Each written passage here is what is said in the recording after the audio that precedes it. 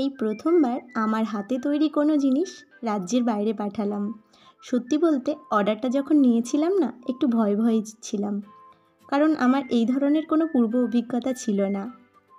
আমি কাছাকাছি কিছু জিনিস কুরিয়ার করেছি, লোকালস অর্ডারও নিয়েছি, বাট এত দূরে এই প্রথমবার কোনো জিনিস পাঠালাম।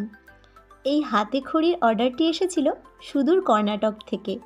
এক দিদি তার ছেলের হাতে খড়ির জন্য এই স্লেটটি আমাকে অর্ডার দিয়েছিলেন। ওনার কোনো ডিমান্ড ছিল না, শুধু বলেছিলেন তুমি তোমার মনের মতো আমার ছেলের জন্য একটা স্লেট ডেকোরেশন করে দিও।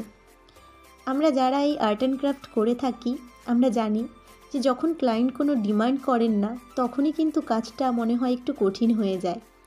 কারণ আগে থেকে সিলেক্টেড কোনো ডিজাইন পাঠিয়ে দিলে সেটা করে দেওয়া কোনো ব্যাপার না, কিন্তু যখনই ক্লায়েন্ট বলেন যে তুমি তোমার মনের মতো কোনো কাজ করে দিও, তখনই বোধহয় কাজটা একটু বেশিই কঠিন হয়ে যায়।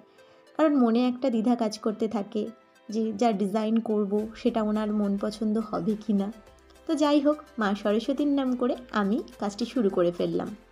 অর্ডারটা একদম শেষ মুহূর্তে নেওয়ায় আমি বেশি ভিডিও ক্লিপস নিতে পারিনি, তো যতটা ক্লিপস আমি ক্যাপচার করতে পেরেছি সেটাই আপনাদের সবার সাথে শেয়ার করলাম। তো অ্যাট ফার্স্ট আমি স্লেটটাকে কালার করে ডিজাইন করে নিয়েছিলাম, এর সাথে সাদা লেস বসিয়ে আরও একটু সাজিয়ে নিলাম। আরও ডেকোরেশনের জন্য আমি কিছু ক্লে আইটেমস বানিয়েছিলাম। সত্যি বলতে আমি না কোনো প্রফেশনালিস্ট ক্লে আর্টিস্ট নই। যখন বানাতে গিয়েছি আমি বুঝতে পেরেছি ক্লের তৈরি জিনিস বানানো কতটা কষ্টকর, আর আমি এই কাজটা আগে সেরমভাবে কখনো করিনি। এই নিয়ে সেকেন্ড টাইম আমি কোনো ক্লের জিনিস বানাচ্ছি, তো পূর্ব অভিজ্ঞতা না থাকার জন্য খুব একটা ভালো বানাতে পারিনি, কারণ এই ক্লে আর্ট খুব সূক্ষ্ম কাজ।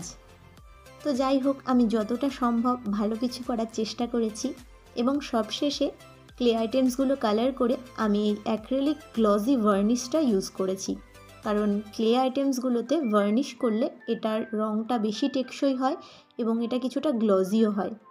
এবং সবশেষে স্লেটের ওপর দিয়েও একটু ভার্নিশ অ্যাড করে দিলাম। আমরা হাতে খড়ি স্লেটের সাথে একটা দোয়াত কলমও দিয়ে থাকি। বহু খোঁজাখুঁজির পরেও কলকাতায় কোথাও কাঁচের দোয়াত না পাওয়ায় এই মাটির দোয়াতই সম্বল হলো। আমি যদিও ক্লায়েন্টকে ফোন করে ব্যাপারটা জানিয়ে নিয়েছিলাম যে আমি কাঁচের দোয়াত অ্যারেঞ্জ করতে পারিনি, বেসিক্যালি আমি কাঁচের দোয়াতটাই দিয়ে থাকি। তো যাই হোক, ক্লায়েন্টের কোনো অবজেকশন ছিল না। দোয়াতের সাথে সাথে কলমটাকেও একটু ডেকোরেশন করে দিয়েছিলাম, যাতে এটাও দেখতে একটু অন্যরকম লাগে। তো যাই হোক, সব কিছুর পরে এবার এই ক্লে আইটেমসগুলো সাজানোর পালা। প্রত্যেকটা জিনিস ঠিক জায়গা মতো সেট করে আমার স্লেটটি একদম তৈরি হয়ে গেল। তো এই হলো আমার প্রত্যেকটা আইটেমের ফাইনাল লুক। এই পার্সেলটি হাতে পেয়ে ক্লায়েন্ট যখন খুব সুন্দর একটা রিভিউ দিলেন, এটাই ছিল আমাদের অভিমিতা ক্রিয়েশনের সবথেকে বড় অ্যাচিভমেন্ট। তো আপনারাও যদি এই ধরনের আইটেমস আমাদের কাছে অর্ডার দিতে চান, সরাসরি আমাদের পেজে দেওয়া হোয়াটসঅ্যাপ নাম্বারে কন্ট্যাক্ট করতে পারেন। আর আমার এই কাজটি আপনাদের কেমন লাগলো কমেন্ট করে জানাতে ভুলবেন না। আর ভিডিওটি ভালো লেগে থাকলে অবশ্যই সবার সাথে শেয়ার করে নেবেন। Thank you.